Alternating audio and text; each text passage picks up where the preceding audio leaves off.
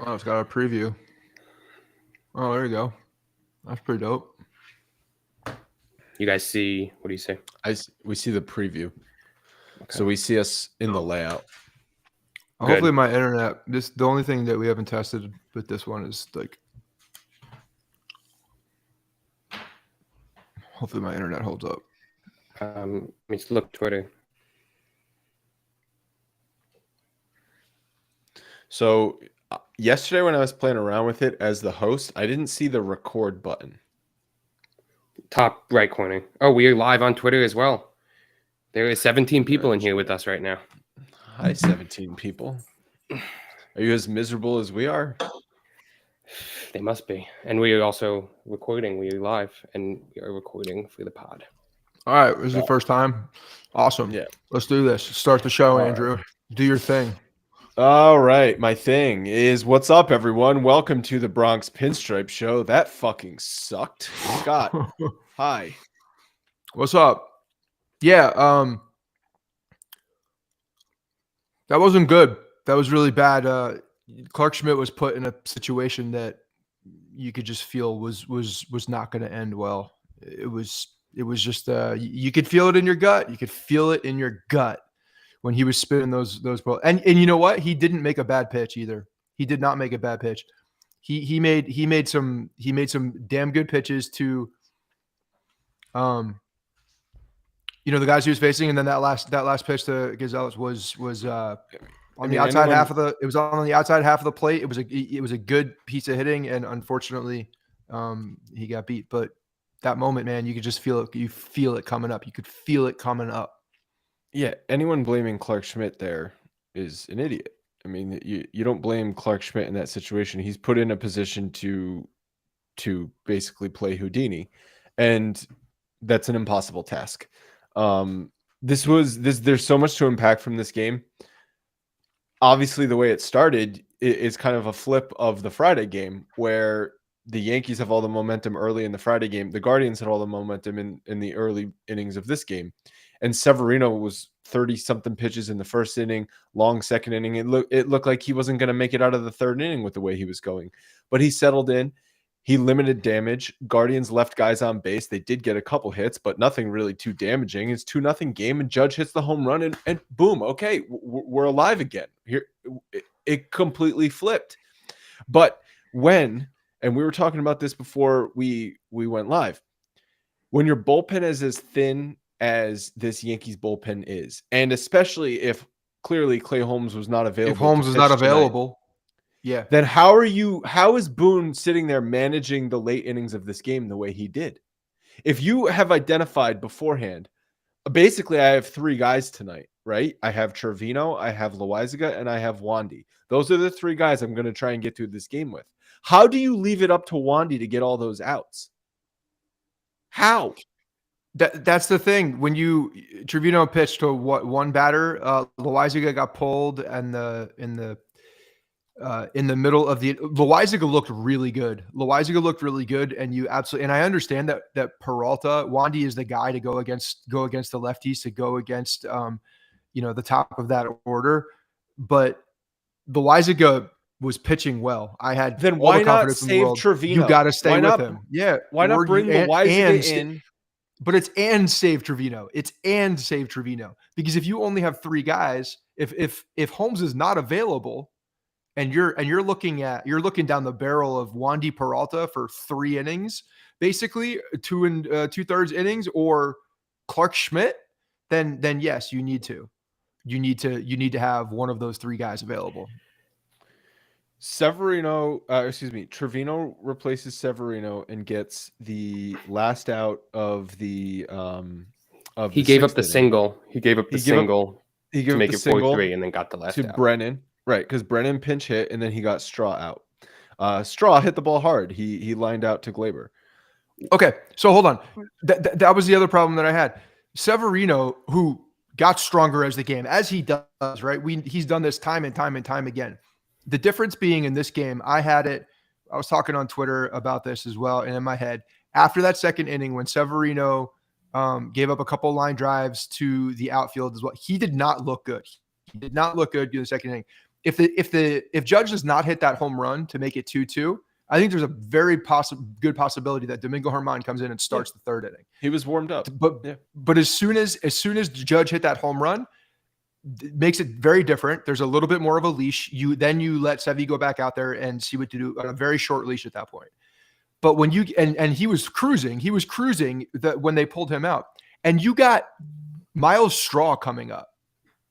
Severino can't get past Miles Straw. You have to bring in. It would have been two batters because they pinch hit when Trevino. It was Brennan. They would bring it in. Yeah, Brennan That's comes fine. in. Severino. I don't give a shit what the pitch count was.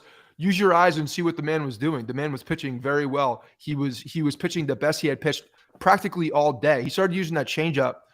He started using that changeup after the second inning, in the third inning, and it was good. It was very good. I think he threw one changeup in the first and then didn't throw it until the third, but started using it effectively and found his thing, as Severino has done many times in the past. But going back to that first point, if you only have those three guys in the back of the pen, you can't bring Trevino in right there, and then he's burned for the bottom of their lineup. No, basically Boone managed the game like he only needed 5 outs and he needed 9. He needed 10 outs.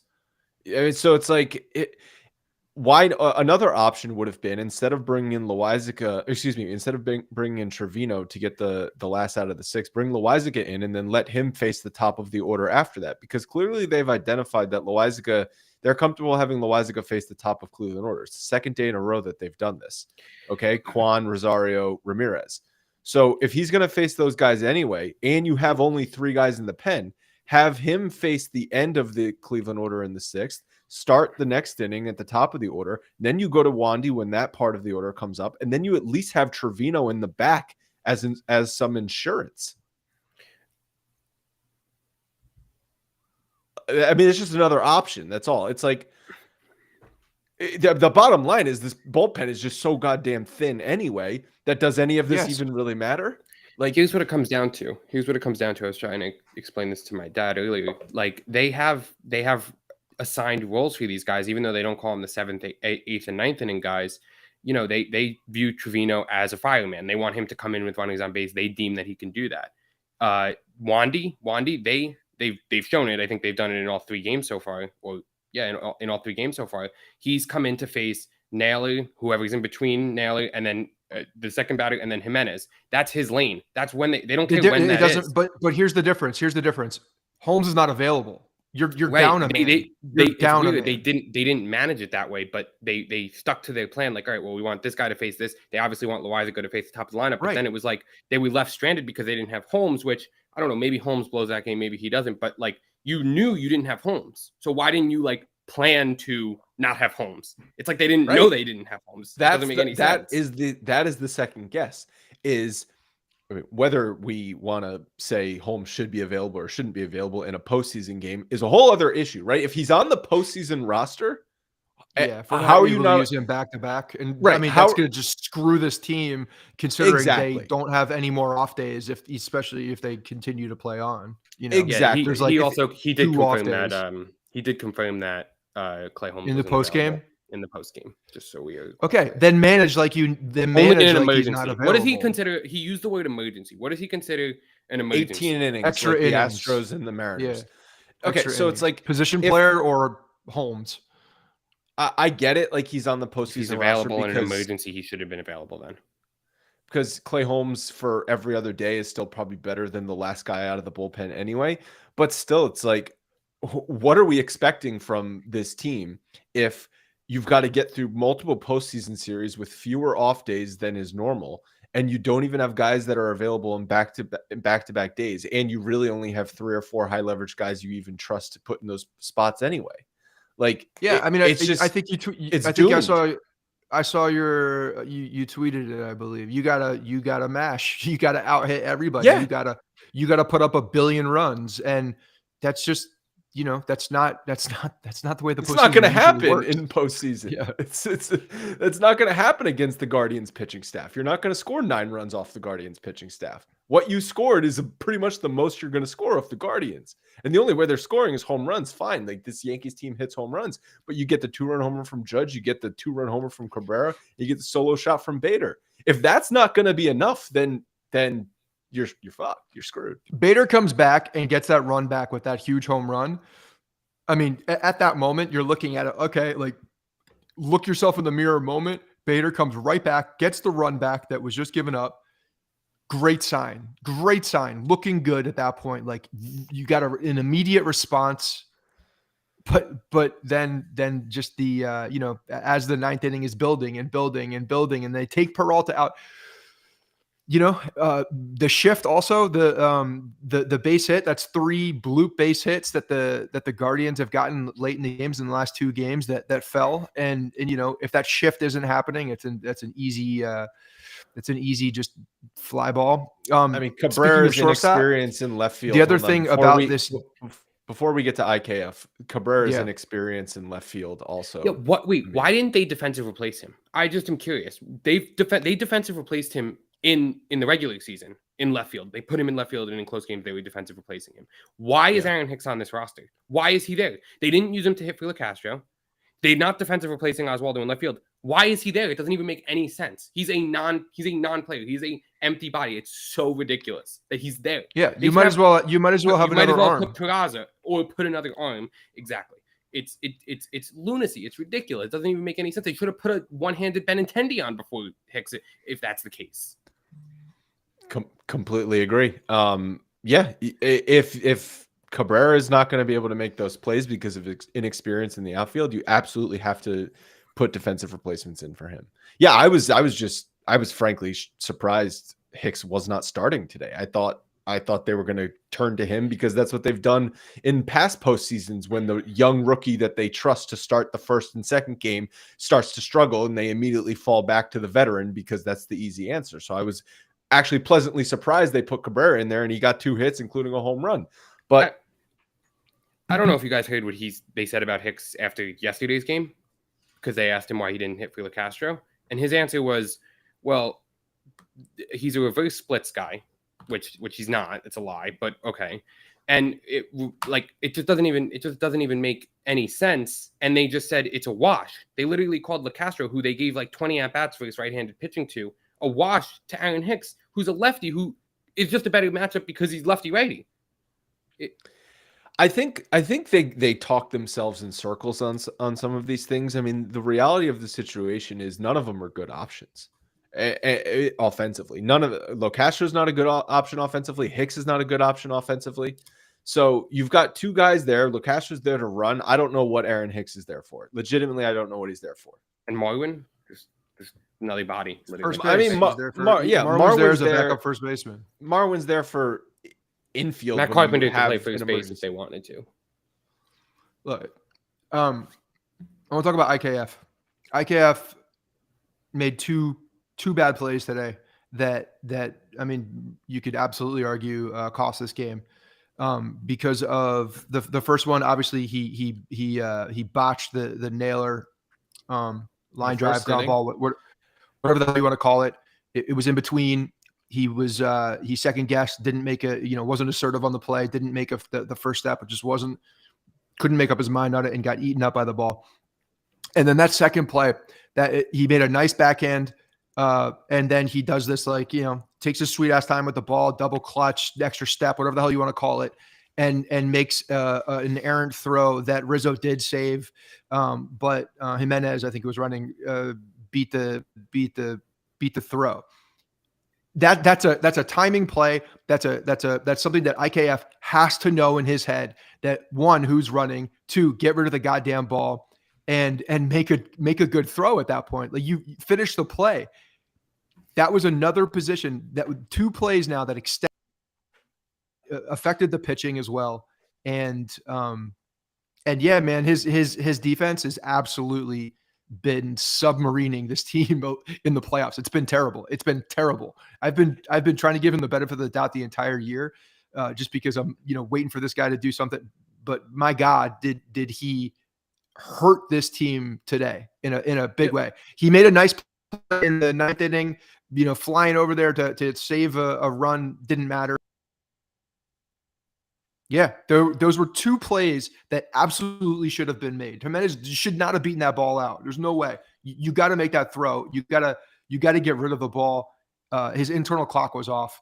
And then the one that ate him up in the first inning was just inexcusable. Yeah, the first inning one, I was actually surprised to see some people on Twitter saying that's a tough play. The is in between hop. You can't assume that play is going to be made. I'm sorry. Every major league shortstop should make that play. If you're a starting major league shortstop, you should make that play pretty easily. It's not necessarily like an easy play, but if you're a starting major league shortstop, you're one of 30 starting major league shortstops, you have to make that play. Yeah, no, absolutely. You're making that play. You're right. It's not an easy play. It's a ball that comes off the bat weird, and it's a little bit of a knuckleball. So it gives you a different look off the bat. But you still need to make that goddamn play. Shortstops in the major leagues need to make that play. Yeah, the ball was hit right at him essentially, and he's obviously not going to be producing offensively. So if you're not catching everything at shortstop, you really have absolutely no value. But at this point, they're riding or dying with him. So. I mean, if people are still calling like, oh, make a change, put Marwin in there, like since Perez is not on the roster, put someone else at shortstop. Like it's not going to happen, people. Like this is for at least the rest of this run this year. IKF's the shortstop. So let's just hope he doesn't cost them a run tomorrow night. What did you think about Severino coming back? What did you think about them staying with him and him, even in the third inning, he was getting lucky. He was leaving fastballs over the middle of the plate. Yeah. And I know he not 8 in a row, 9 in a row, something like that. In the middle of that game, fourth inning, I thought was his best inning. He looked really good in the fourth inning. I had a note here. That's when, he started mixing up the change up and he started hitting the corners with the fastball. But even in the third inning, he was leaving it over the plate. So yeah, the third inning, he had a 1-2-3 after the Judge home run, and that obviously was a big momentum shift. He was very lucky. The team is very lucky that it was not a 5-0 game after the first 2 innings, because it very easily could have been. And obviously the IKF non-play in the first inning didn't help him, but he was still getting hit hard. And I said this after game one, Quan, he's a freaking pain in the ass, and he leads off the game. He has a 7-pitch at bat to start the game, and he ropes a double. I think he roped a double, right? Or roped whatever he did. He roped a ball after a 7-pitch at bat. You're like, okay, this is the tone. That's the type of pain in the ass he is.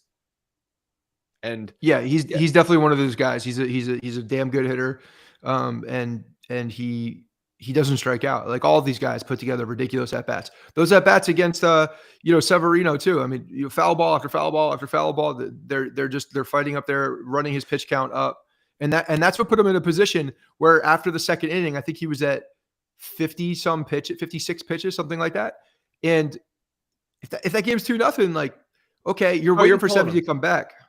I know, but you're waiting. So like the upside with Sevy is that he can fight through this and be be dominant at times when he comes back and finds it.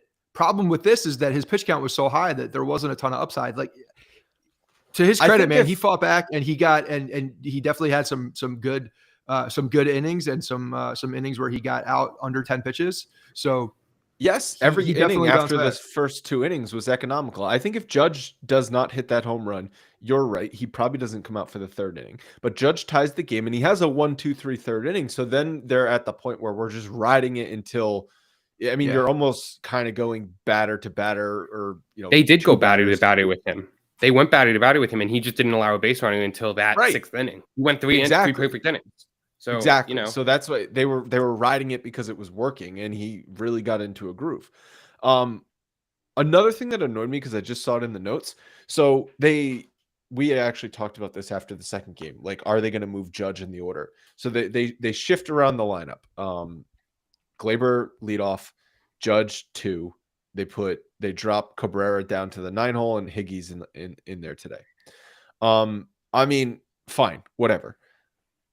Especially if you're going to keep the same players, it's kind of like, fine, just order them however you want. Like, as long as Judge is getting a lot of at bats, Rizzo's getting a lot of at bats, and Stanton's getting a lot of at bats. But why is Gleyber Torres getting more at bats than those 3 guys? That's asinine. That doesn't make any sense to me. Well, who should lead off then? Rizzo. He's going to say Rizzo. Judge or Rizzo. I hate Rizzo lead off. Why? He works the count. He works deep pitches, and he gets on base. Gleyber Torres, it has no approach at the plate. Okay. No, he walked up there, first pitch swinging, and did what's the point of that? First pitch swinging on the first. Let's let Judge settle into the 2 spot. First pitch swinging. Like if he's going to be stupid enough to not know to take a pitch, then you have to tell him you're leading off the game. We move this specifically to get you on base ahead of Judge. Take a pitch. He should not be hitting ahead of Rizzo, Stanton, and Judge. Those are the 3 guys you need to get up as Here's the difference. As possible. Here's the difference. When you have Judge in the 2 spot and you have Gleyber in the 1 spot, he's trying to jump on the pitcher, knowing he's going to get a fastball, and he did. He just didn't get. He didn't find a hole for it. You get Gleyber on base. Gleyber's on base. Now it's a different at bat for Aaron Judge. So obviously, you're just trying to change it all ahead season of Aaron Judge. It's a different at bat for Aaron Judge. All season long, they've been insistent. Another thing they've been stone cold consistent on is the fact that they like Rizzo hitting behind Judge. They like Rizzo as the protection for Judge. That's simple. That's as what they want. I like it too. Then, but I'm just keep saying. Judge lead off and bat Rizzo second and Stanton third. I didn't have a problem with them lead off. The only stat that kind of persuaded me was that Judge didn't. Today was Judge's first at bat, the one when he hit the home run with a runner on base in the series. Like can't happen. But it just can't happen. But that's because they had Trevino and they had Bader, IKF and Bader hitting ninth. Right. So today they had Oswaldo. Right. Yeah. So they put a better hitting ninth is your gripe, is what you think they should have done as opposed to moving Judge from leadoff. It's much ado about nothing. This whole thing is much ado about nothing. You're switching a guy 1-2. It's much ado about nothing. Doesn't matter. It's mostly the lineup is mostly to do about nothing. I understand that. But when Gleyber Torres, in theory, is going to be getting more at bats than Aaron Judge, Anthony Rizzo, and Giancarlo Stanton, that's stupid. That's just stupid managing. Okay. Well, for baseball has been traditionally going that way for decades and decades of putting your best hitter not in the leadoff spot. Bob Costas has given us the full historic rundown of baseball in the old days. You guys hear him talking about with many 7 or 8 letter words. He's annoying. Yeah, he's really fucking annoying. He's bad, bro. And like what's his name? Ron Darling's just sitting there just openly rooting against the Yankees, which I really do not care about. But it's just like he's calling a different game than Bob Costas is in his own freaking world, and Ron Darling is just there rooting against the Yankees. It's just a terrible broadcast. Let me make you guys more mad for a second. They spoke to Clay Holmes after the game, and his quote was, he was surprised that he was not used tonight. He said his arm was fine. Oh, he didn't even know it. He didn't even know it. He woke up today anticipating that he was going to be pitching today. Oh, because it's the playoffs. Right. Because it's the playoffs. And if you go down in this game, that's bad. That means you have an elimination game in Cleveland the next day. So, of course, you're expecting to pitch. You're on the roster. Do we think this is Boone lying to save his ass? You know what? Saving his ass means nothing. Saving his ass for what?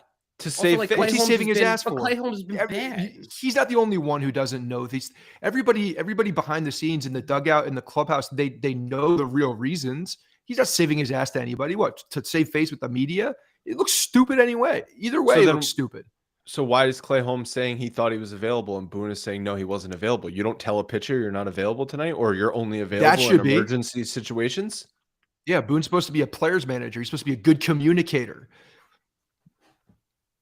Not to mention the fact that you had 2 outs. You needed 2 outs, which is what they've been doing with Holmes. And according to them, Clay Holmes is a historic ground ball pitcher. He is the ground ball pitcher in that bullpen. He throws a million-mile-an-hour sinker. He should be able to throw a ground ball and get that double play that they needed, and they wouldn't use him for 2 outs, which is what they did in games 1 and games 2. Even in a perfect world, you get Clark Schmidt getting a ground ball. It's probably like someone beating the ball into the ground, high chopper, tough play, tough opportunity to turn to. The kid was just put in a tough situation, like an impossible situation. Right. Nobody's knocking Clark Schmidt for that. I mean, almost got out of it. Can I tell you another thing that was pissing me off all night and had nothing to do with the actual game on the field? The freaking Astros go 18 innings, and that game's on TBS. I don't have a normal cable here. I'm using the apps. I'm getting the game on Apple TV on the apps, right? Okay. TBS, it took me an hour to turn the captions off, the freaking subtitles the other day. An hour. It was driving me insane. And then because the stupid Astros are playing, the game's not on TBS. They put it on TNT, and I'm in the same fucking position with the subtitles, and I can't get them off. All game, I got subtitles. The whole time I'm watching this fucking game with subtitles on. And then finally, in like the 9th inning, 18 inning game's over, and I go to the freaking TBS broadcast, no subtitles, and then that shit happens. Fuck. It was painful. It was painful. And meanwhile, all you wanted to do was watch Blades of Glory or whatever the hell Will Ferrell movie was coming on next. Let's talk about Game 4. Garrett Cole basically needs to pitch 9 innings. He needs to be perfect, though. He needs to not, I don't even care if he doesn't pitch 9 innings necessarily. If he pitches 70, they got to be scoreless. He's just got to pitch scoreless because don't forget, they didn't use any of their big relievers today. The Guardians. Oh, I was like, wait a second. I thought you meant the Yankees, the Guardians. Yeah. Class A is available. Karenchik and Class A are both going to be available. The other guy, Stevens, I think his name is. So we know it's going to be a low-scoring game, right? Because like the Guardians pitching staff, you're not going to score 8 runs off of the Guardians, okay? So we're going to be dealing with a 2-2, a 2-1, a 3-2 game at some point in the 6th, 7th, 8th, and 9th inning, right? That's what the situation is going to be. So everyone just prepare for it. Garrett Cole needs to just nut up and pitch 8 innings. 8 innings. Leave Boone one decision to make tomorrow night. One. Be even a decision to make. It's Holmes, but this feels so awfully familiar to 2020. I don't know if you guys feel that as well. I'm not making any comparisons. I don't know. I mean, it doesn't feel the same because the Yankees bullpen is just thrashed right now, and that's the biggest difference from any playoff team I can remember. Their bullpen is just decimated. There's nobody out there besides like Loaizaga is the guy that I trust absolutely the most. There's no doubt about it. Like he looked very good tonight. You got to get more out of a guy like that. He's a guy that's certainly capable of going 2 innings. On the Loaizaga, him and Wandy will both they'll be available because it's an elimination game, but it'll be the 3rd day in a row for them. So their effectiveness, in theory, will be less on Game 4. Not to mention, even if they win, then what? I know we'll figure it out when you get there, but I mean, it should be talked about. I mean, then what? You're going to use these guys a 4th day in a row? I mean, your best chance of winning the series is you got to go out and because against one of their pitchers and score like 10 runs. Literally, that's their best chance. Logan, let me tell you something. I was all ready to come on this show before they blew it in the 9th inning and talk about how Garrett Cole needed to nut up in Game 4 and not allow a Game 5 so the bullpen couldn't implode on itself. Now, you hope there's a chance that the bullpen implodes on itself in Game 5. That's the scenario that we're in. Well, okay? That's what it is. It's not Game good. 5 would be a bullpen game. Yes, I know. Basically. It's scary. I mean, they just fucked themselves. Like, it's going to be a Domingo Germán game. Domingo Germán, Jameson Taillon, it's going to be the one we'll talk about for years.